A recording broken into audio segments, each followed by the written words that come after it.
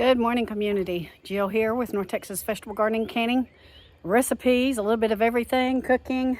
So, did you see them maters out there? Man, they are doing fantastic. We are excited to see what we get from those. And hopefully we'll have some tomatoes in by the end of May and Memorial Day. So here are my Contari bush beans. They are doing pretty well. So I've gone on in between these rows and replanted about 5 days ago. So I should start to see some germination in between because I want to load this bed up, guys. I'm getting this bed ready to plant. I'm going to put my okra and I'm going to put my pickling cucumbers, squash, and zucchini here. So Greg has been dumping me some fresh compost. Where those wood chips were, man, that really made the soil very much improved. I can't wait to get things in here. I'll be doing this planting tomorrow. So my sister's here from Australia. My brother is here from Alabama. So we've been having family time. And that's why I'll get to planting on this tomorrow. They're going to go to the Ranger game. And I'm going to stay home and do some planting. And make sure we have lots in the ground this year, guys. Our grapevine this year is just loaded. And I mean loaded with grapes. I don't think I've ever seen it do this well with little grape pods everywhere. We've got to foster this, guys. We've got to try to fight off that fire blight that tries to get us every year. But you can see they are loaded down. And here are my Market More 76 cucumbers. And they're looking a little wear for the worn or worn for the wear because we had some very high winds after I planted them and they took a beating. So I might have to pop some seeds in the ground too. The same goes for my patty pan squash. So they really took a beating. And then over here we have my Vidalia onions. They are just looking phenomenal. You can see I have some very large onions in there already. I'll be watching them for them to try to bolt out. I don't think they're going to anytime soon. I planted these in January, folks. And so they had a really good start and they are looking fantastic and they're certainly loving their environment. And I am still pondering on what to put in this raised bed up here. Now that's my marshmallow plant. Marshmallow is good for digestive issues. It's a medicinal herb. This is its 3rd year in this same spot and you can see it's loving it. You can consume marshmallow, the leaves, and the roots. The roots are where you're going to get a lot of your medicinals. And so we'll probably have to dig up some of these roots this year, but I really want to keep it going. It's very important that we have medicinals this year. My pear tree's looking quite healthy. I'm so glad that this is a year that we're going to get pears, the Lord willing, because we're going to need food, guys. We're going to need food. If you're new to our channel, this is a view of our little farm. We have 2 high tunnels. We have one that is 100 by 40, I believe. And then this one, which is 40 by 30. I believe it's 1,200 square feet. We are really counting on these to give us an extended growing time. And we are counting on these to give us some healthy produce. We are having some very mild days. Our lows are around 47. And our highs are around 72. So it is really helping a lot of our plants get well established, well rooted during these cool temps. And then we are expecting quite a bit of rain, I think, this weekend. We ended up with about 2 inches last weekend. And if we get rain this weekend, if I get my planting done right here, right there, it should kick it off really nicely. And we are counting on it.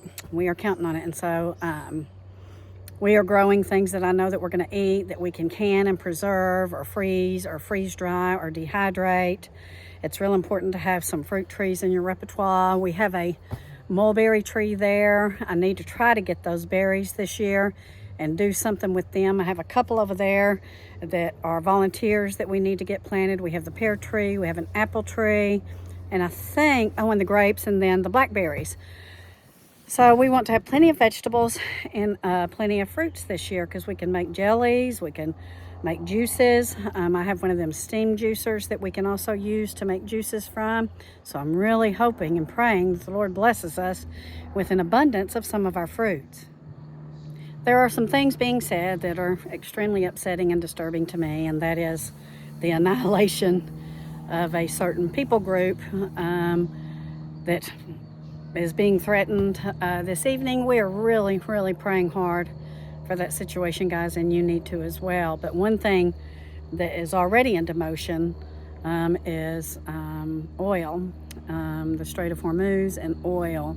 So we did see some gas prices here in Texas at around $4.17 a gallon. I don't recall it ever being that high in Texas. Greg said he remembered it getting up there during Hurricane Katrina. That was, over 20 years ago, 21 years ago. I don't remember that. But for the most part, we're sitting around around $3.80 a gallon to $4.17 a gallon, depending on where you go. So one of the things I'm doing is I'm not letting my truck get below 3/4 of a tank, because I filled it up back when we were about $3.25 a gallon. And now I'm filling it up at 3/4 of a tank, and that's costing me about $22 just for that top off. But I'd rather do that than let it go lower and pay the very high price rates. Now, there are a lot of rumors going around, especially over in Europe, that they are going on gas rations and oil rations, and they're asking people to work from home. A lot are saying this is the 2.0. They are asking people to carpool or take public transportation, which is kind of the opposite of what it was before. They wanted us to work from home, but they didn't want us on public transportation, which, you know what, these last 6 years have just completely blown me away. And it's deeply, deeply concerning. And the situation today is deeply concerning. I hope you guys, have the gas that you need, and gas for your tractors, gas for your lawnmowers. And I hope that you have a little bit of cash on hand, and maybe some of your canned goods from last year, and that you are certainly growing a garden this year. Our plant sale is still going on here at the farm. We'll have it this weekend and probably the next. We have sold a great deal of plants this year, and we are so blessed and we are so thankful. But I think people are really realizing that this year is the year that you do need to start taking some steps to be a little bit more self-sufficient, and just grow you something. So these green beans that I'm growing, I'm going to be doubling up. Talking about a double harvest. Let's talk about double harvest. So on my green beans, I can replant when these are done and get a double harvest there. You can double harvest your zucchinis, your squash, your cucumbers here in Texas. So when these are exhausted, we return right back around and plant, because we do stay pretty warm here in Texas through October, and sometimes even into November. Now, that may be different this year in Texas, because they are saying that we're going to have a strong El Nino, which could bring us some cooler temps in the fall and quite a bit of rain. Not ever going to complain about the rain, because we desperately need that. We need our reservoirs to stay full. We need our groundwater supply to stay full. And it's just, I'm looking forward to the El Nino. I'm not looking forward to maybe some of the severe weather it may bring us, but I am looking forward to the rain. And I think that we will be able to get a double harvest. So guys, start thinking about a double harvest. So in Texas, you can start your squash and zucchinis now and get you a pretty good harvest by June. And then you can turn right around and plant again and get you another harvest by the end of August and September. So that's exactly what you need to do. You need to do that with your melon type varieties, like I said, your squash, zucchinis. You need to do that with your bush beans. A lot of people grow pole beans, and I'll tell you what I tell you every year is that we do not do well with pole beans here for whatever reason.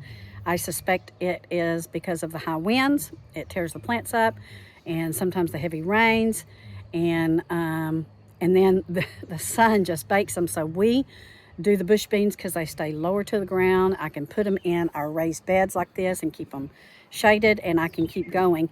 And you know what? I may even try for a triple harvest on green beans this year. We'll just wait and see what it looks like the weather's going to bring us and what the good Lord's going to bring us. But those are things that we can can. We can can our tomatoes. A lot of people can squash and zucchini. I do not, because it scares me. There's not really an approved method. Now, there are Rebel cans that I do, but squash and zucchini scares me. But what you can do is you can blanch and freeze them. You can blanch and bread them and freeze them so that it's ready for you to fry up.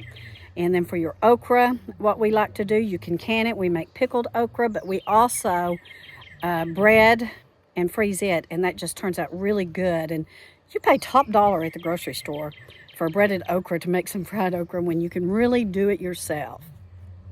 For our bell peppers, how we preserve them is we freeze dry them, and then we vacuum seal them in a jar, and then we can use those in soups and stews along with our fresh tomatoes that we have canned up. Those preserve very well as freeze-dried vegetables. I'm trying to think what else we got going on. Our herbs we freeze dry and make our teas with, or you can make tinctures, especially medicinal herbs. You can freeze dry your culinary herbs, especially all of your basils. And we do have a harvest right, and if you're interested, I'll put that link down below. They can be pricey, but you know what? It depends on what all you grow and how big your garden is, and if you think it might be beneficial to you and your family to put out that sort of money. For our onions, we just simply cure them, and then we keep them in a cool, dark place, and we use them all season long. But you can also can up onions. Another way you can preserve your onions is chop them up and put them in a bag, either a vacuum sealed bag or a freezer bag. Make sure you try to get all the air out of it, roll them up, and you'll have chopped onions for whatever you want to do. You can also freeze dry your onions, especially your greens. I don't care what kind of onions you got. They don't have to be the chives. When you go to harvest your onions, and you let them cure, chop up some of those greens and pop them in the freezer or pop them in the freeze dryer, and then you have some chives for your baked potatoes and stuff. Now we do have baked potatoes growing in there. We grew potatoes twice last year. I grew them the first time around about this time, and then I saved some for the fall. I grew them again, and then I saved those for some seed potatoes that we have here. That back acre is not ready to go yet because we did not get any rain, guys, hardly at all. And for those wood chips to start to break down. Now they're broken down below, and they've kept the ground very wet and moist. We need more rain for it to break down. Now what we did do last year, and what we probably will do this year, is we will dig a hole out around, and Greg will pop probably some cantaloupes and maybe some watermelons in there. And they did pretty good that way. Oh, and pumpkins. We did really well with pumpkins back there. They just grew on top of the wood chips. Of course, for your cucumbers, you can go ahead and pickle those. And what I did last year is you can either pickle them the traditional method, or you can do the ferment and the crock. We did the ferment, and it turned out fantastic. And I believe I did a video on them, and they were so delicious. They were so good. And they have the good bacteria for you, for your gut. So we will do that this year. And then you just pop them in the refrigerator when you're ready for them, when they reach the taste that you want, and then you just keep them there for a couple of months, and then you munch on those, eat them with every meal. You can also do that with your kraut. There's so many things that you can do to make sure that you're preserving your harvest. What I like about my onion harvest right now is I have some that are seeding out. These are ones I planted last year, and I'm going to go ahead and let them seed and harvest the seeds. These I planted at the same time. I planted those outside, and they are taking a little bit longer. So what that's going to do for me is I'm going to be able to take those ones outside that are coming to fruition and get those prepared or cured, or however it is I'm going to use them. And then I'll have these to look forward to later on in the year. So I'm very excited about this. We have some walking onions that were given to us several years ago, and we have kept these going. These are also for our chives. They're getting ready to seed out, but they will fill these tubs up. And these have gone all year, for a couple of years, guys. So we're very excited about these. Growing a garden for you and your family is just good practice. It is good exercise. It is very peaceful. It helps you save a little money. But growing a garden can also be part of I'm not going to say survival, because I just don't believe that that's where we're at right now. But I will say it can help you be much more self-sufficient and maybe not worry so much about the prices going up and down. If you're growing certain things that are pricey in the grocery store, and tomatoes is one of those things. I'm not going to grow sweet potatoes this year. I do have a tub. I have a small tub that I'm going to go ahead and let grow, but I'm not going to do it outside in that big one because I need the space for something else. Again, I'm growing intentionally this year, and I'm thinking about what I'm going to put there. So I have lots of planting space available right now. I'm going to be very strategic on what I plant. I'm going to plant things that I can and preserve, like purple hull peas I think I'm going to do. And those you can You can can those up, oh my goodness, or you can blanch and freeze them. Either way, it depends on how much space you have in your home, in your pantry, in your freezer. But start thinking along those lines, because we are early in the gardening season right now. So you need to think intentionally about what you're growing and how you're going to be able to preserve it. Don't get down about the situation, because we know who wins. And honestly, I'm looking to the east many times, waiting for him to come back and get us, because this could be some prophecy that's going on. We are very well versed in the Word of God, and I hope that you are too. And we are just looking, we're just, following the direction of the Lord, and we are praying for blessings over this farm, and we're praying for blessings over all of you guys. And blessings over your gardens, and blessings on giving you direction, and giving you intuition, and giving you the wisdom to know what to do for you and your family. So I'm about to go hang with my family for the day, and then tomorrow I'll be out planting, and I will touch base with you all and show you exactly what I'm planting and where I'm planting it, and my strategy for what's going in this little bed right here. I'm very excited to start getting some things going. I love you all. Pray. I'm praying for you. We all need to pray together. In Jesus' name, love you. See you soon.